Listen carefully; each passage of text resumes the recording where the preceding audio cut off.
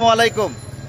আমার এখানে কিছু প্রবাসগামী বড় ভাই বন্ধুরা আছে, তাদের কাছ থেকে দেখি এই যে আর কনসালটেন্সি RL নাম্বার হলো 1596। এই প্রতিষ্ঠানটা 1.5 বছর ধরে ঘোরাচ্ছে আমাদের প্রবাসগামী ভাইদের কাছ থেকে টাকা নিচ্ছে, কিন্তু তাদেরকে প্রবাসে নিচ্ছে না। তো এখন প্রবাসী কল্যাণ মন্ত্রণালয়ের সামনে তারা মানববন্ধন করতেছে। গতকালকে অভিযোগ দিছে প্রতিমন্ত্রী নুরুল হক নূর বরাবর এবং মন্ত্রী মহোদয় আরিফ ভাই বরাবর। তো বিষয় হলো এই যে কত মানুষের কাছ থেকে নিচ্ছে, প্রায় 300 মানুষের কাছ থেকে টাকা নিচ্ছে। এই RL নাম্বারটা এখনো সক্রিয় আছে। আমার প্রশ্ন হলো, প্রতারণা করছে ভালো কথা, RL নাম্বার সক্রিয়, বন্ধ করেন না কেন? এখনো কিভাবে সক্রিয় থাকে? এরা টাকা নিয়ে লাপাত্তা হয়েছে। তো এই যে দেখাচ্ছি আর কনসালটেন্সি লাইসেন্স নাম্বার RL 1596। মনে আসেনি একবার মুন্সিগঞ্জকে অভিযান চালাইছিলাম, মনে আছে আপনাদের? আবার অভিযান হবে। অভিযান আমি সাবধান করতেছি যে এইটা তারা টাকাটা ফেরত দিবেন, ঠিক আছে? ফেরত দিবেন, না হলে কিন্তু আপনারা ব্যবসাও করতে পারবেন না, গণপিটুনিও খাবেনি, গণপিটুনিও খাবে। তো এদের আর কি, হ্যাঁ একই তো, সব একই। ও একই না, নতুন কার্ড। যাই হোক, অন্তত সরকারের প্রতি দাবি যে এই RL নাম্বার আগে বন্ধ করেন। এটা প্রথম বিচার। এর পরবর্তী বিচার হলো টাকা ফেরত না। এই নাম্বার RL নাম্বার চালু থাকা মানে আরো প্রতারণা করা। সুতরাং এর RL নাম্বার বন্ধ করতে হবে। এর অফিসে এখন চালু আছে না? বন্ধ দেশে আছে। মোবাইল নাম্বার গুলো খোলা আছে, একটা নাম্বার খোলা আছে, একটা মহিলা আমাদের সাথে প্রতারণা করে খালি মিষ্টি কথা কয়। তো এইটা এই যে 1.5 বছর ধরে আমার প্রবাসগামী ভাইরা হয়রানির শিকার হচ্ছে।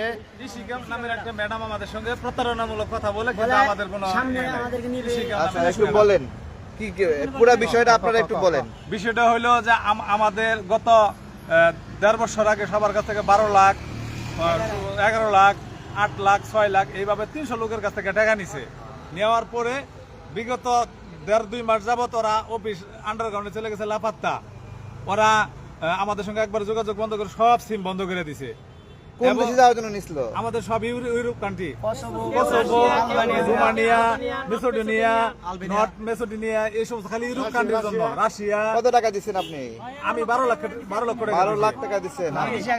আপনি 11 লাখ দিচ্ছেন? আমি 8 লক্ষ টাকা দিছি। আর আপনি? সমস্যা নাই। তো অনেকে কথা বলতে একটু বিব্রত হচ্ছে। তো আমার 14 লাখ নিচ্ছে। আচ্ছা, দেখতে পাচ্ছেন যে এই সব ভাইরা প্রবাসী কল্যাণ মন্ত্রণালয়ে অভিযোগ দিয়েছে। এগুলোর কিছু নিয়ম আছে। যদি কোনো প্রতিষ্ঠান এই ধরনের জালিয়াতি করে, প্রথমত তার RL নাম্বারটা কারায় নেওয়া হয়, তার লাইসেন্স কেড়ে নেওয়া হয়, যাতে নতুন করে প্রতারণা করতে না পারে। দ্বিতীয়ত হলো এই লোকগুলোকে গ্রেপ্তার করতে হবে এবং এই যে সব ডকুমেন্টস আছে এখানে, সরকার দায়িত্বশীল যারা আছেন, ঠিক আছে, হ্যাঁ, এই যে একটা অভিযোগ দিছে, এই অভিযোগ যেন আকাশের ঠিকানা চিঠি লেখা না হয়, তাই না? এই বিষয়টা এরকমই, আকাশের ঠিকানা চিঠি লেখার মতো এরকম যেন না হয়। সবার কাছে অনুরোধ জানাই, এরকম অসংখ্য প্রবাসী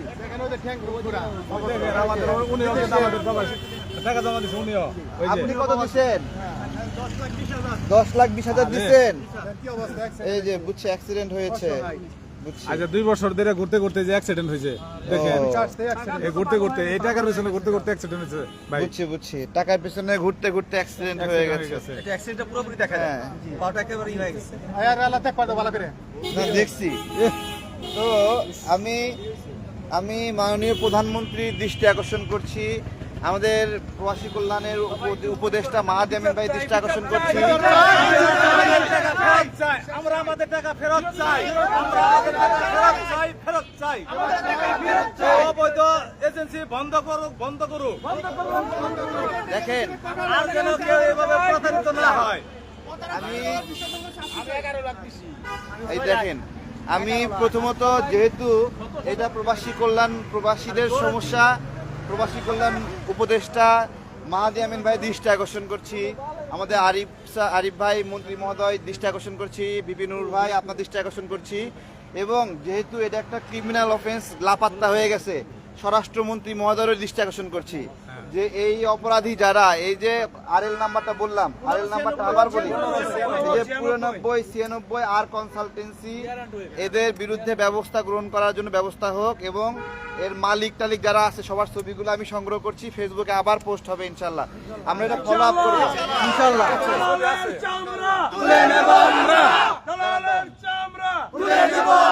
প্রবাসী ভাইরা এখানে দেখেন, সবাই এখানে দাঁড়িয়েছে, কত কষ্ট নিয়ে দাঁড়িয়েছে, এতগুলো মানুষ। হ্যাঁ, আপনারা 300 জনের মতো ক্ষতিগ্রস্ত, 300 জনের মতো। এবং আমার মাঝে মাঝে মনে হয় যে কিছু কিছু বিল্ডিং পুরোটাই ম্যান পাওয়ারের ব্যবসাতে, অফিস দিয়ে ভরা, ঠিক আছে, মনে হয় এটা ভেঙে পড়বো, ও মানুষের অভিশাপে ভেঙে পড়বো, ঠিক আছে। তো এই যে প্রবাসী কল্যাণ ভবন, এই বিল্ডিংও যদি ন্যায় বিচার না দেয়, এই বিল্ডিংও কিন্তু ভেঙে পড়বো মানুষের অভিশাপে। আমরা ন্যায় বিচার চাই আমাদের প্রবাসী ভাইদের জন্য।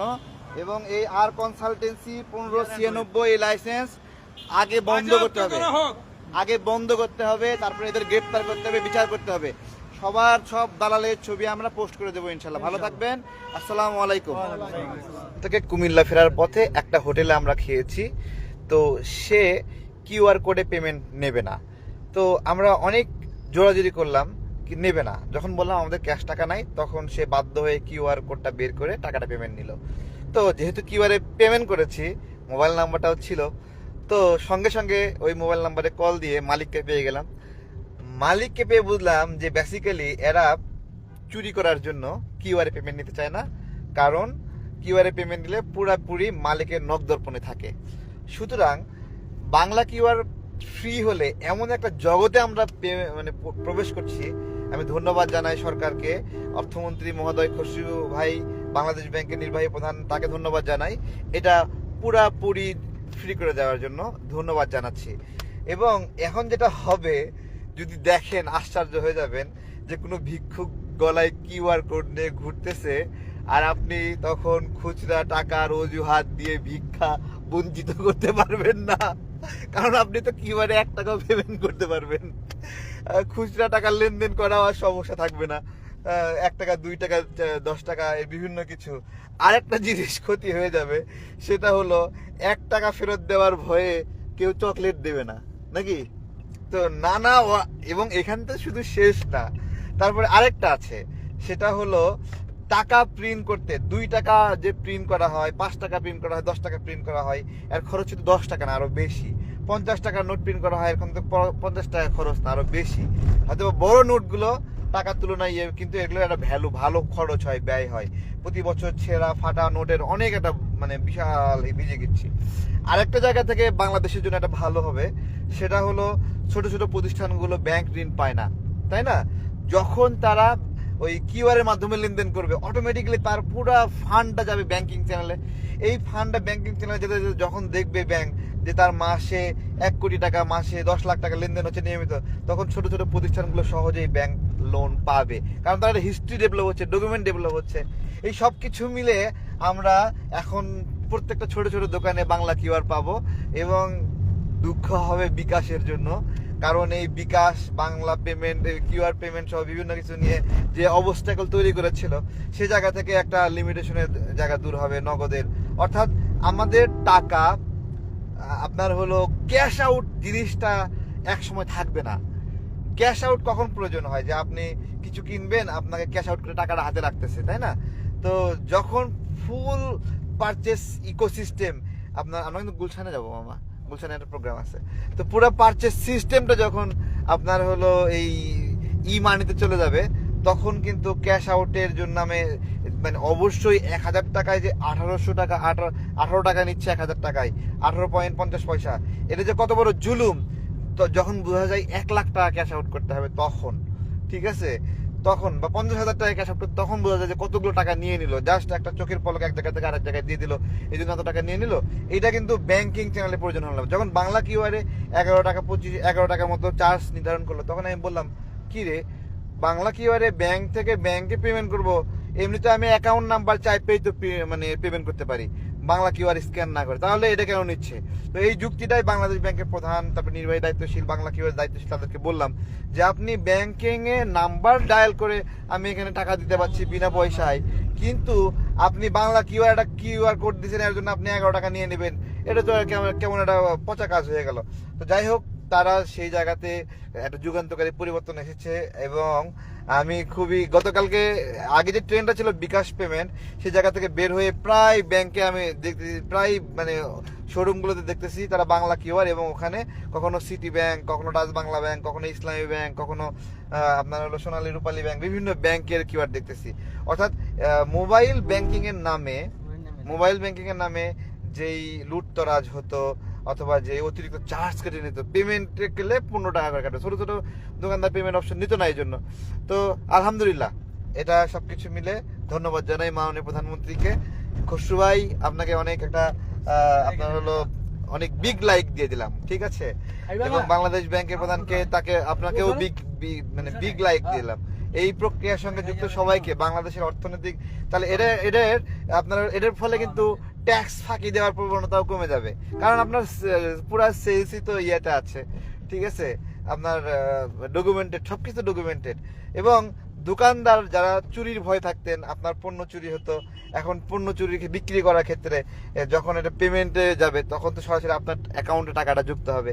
সুতরাং এখানে একটা নির্দিষ্ট অংশ যে চুরি হতো ব্যবসা থেকে, ওইটা থেকেও কমে যাবে। ট্যাক্স বাড়বে, ট্যাক্স বলতে মানে ট্যাক্স সংগ্রহ বাড়বে, ট্যাক্স বাড়বে না, কালেকশন বাড়বে, ফাঁকি দেওয়ার প্রবণতা কমবে, চুরি কমবে, প্রতারণা কমবে, এবং জাল টাকা নিয়ে যে জালিয়াতি হতো সেটাও অনেক কমবে, ঠিক আছে? ভালো থাকবেন, বাংলা কিউআর সফল হোক। এবং একটা বাধা ছিল, সে বাধাটা দূর হয়ে গেল। ধন্যবাদ সবাইকে, ধন্যবাদ যারা এই বিষয়ে প্রতিবাদ করেছিলেন, হ্যাঁ, তাদেরকে আরো বড় ধন্যবাদ। আপনাদের কারণে এটা হয়েছে। সরকার থ্যাংক ইউ দরকার নাই, থ্যাঙ্কস পাবে যারা এই চার্জের বিরুদ্ধে কথা বলেছে, লেখালেখি করেছে, তারা সব কৃতিত্ব তাদের। ভালো থাকবেন, আসসালামু আলাইকুম।